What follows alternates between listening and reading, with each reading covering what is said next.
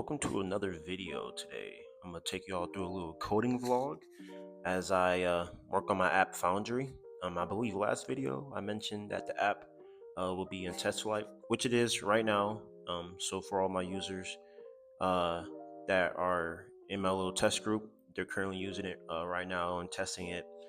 There is some bug report that I got. I use Firebase Crash Analytics to handle all of that, since right now I'm just in testing. I probably will integrate Sentry some point before the app release. Um, but yeah, no, I just had some small non-fatal crash reports. So I'm pretty much just gonna show you guys the reports and just work on and just work on it and fix it.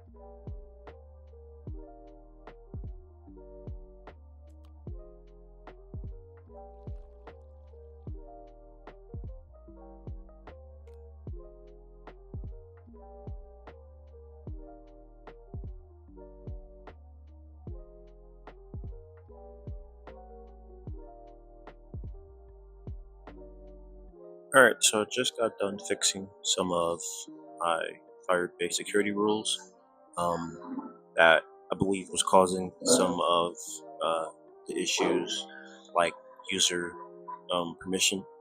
I believe my rules were kind of restrictive, so kind of fixed some of the rules and made them not too restrictive.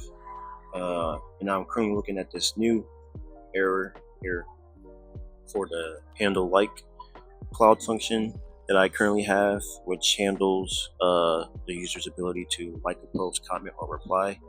I'll show how that code works. As we see here, we have an HTTPS error, just saying that the document doesn't exist, which I believe it's in relation to how restrictive my rules were, which I just changed. So we're going to see if that kind of helped, but I'm gonna also deep dive into the code to see if anywhere within my code logic, if that could also be causing an error, or if any other future errors could happen. So let me show you guys that code. So like I mentioned before, it's just a cloud function, and it takes the user ID, the current user identification, and depending on if the user already liked this post or not, the user is able to like this post.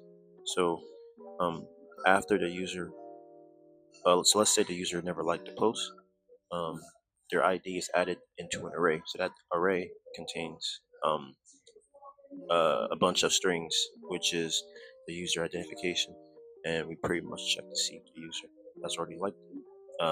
I do I use JavaScript filter method to pretty much see if the user have liked the post already, or if they haven't. And if they haven't, the user is able to like the post, and their ID is added to that array of already added IDs. But if the user has already liked the post, that's where that filter method takes place, and we pretty much filter out that user's ID and return a new array with that current user ID not in it no more, and then the account gets updated accordingly. So I like it. It's pretty cool. But this is definitely causing an error, so I'm gonna look into it more and see why the error is being caused. So about pretty much almost, I'll say I'm pretty much done with what I wanted to get done with today. Fixing some of the errors from my crash reports. Looks like most of my errors were just due to core security rules, so that's fun. So I believe I got some of those done today and fixed some of those rules, and fix some of my cloud functions right now. But before I was about to, head back home or whatnot, there's some more errors that I kind of noticed that I kind of just wanted to address to you guys here. And a couple of these errors I kind of noticed is just like my data flow of how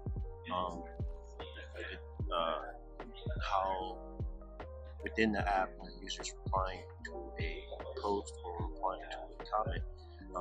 This is how that is pretty much done. I kind of realized that the ID that I was passing in to refer to whether the user is replying to a comment or replying to a post, I realized the ID was the wrong ID being passed in to my cloud function. So that's kind of what I'm working on now, but I caught that last minute, so I'll probably finish that up when I get home. Um, but other than that, though, like, comment, and subscribe for more updates. And yeah, I'll see you guys in the next video.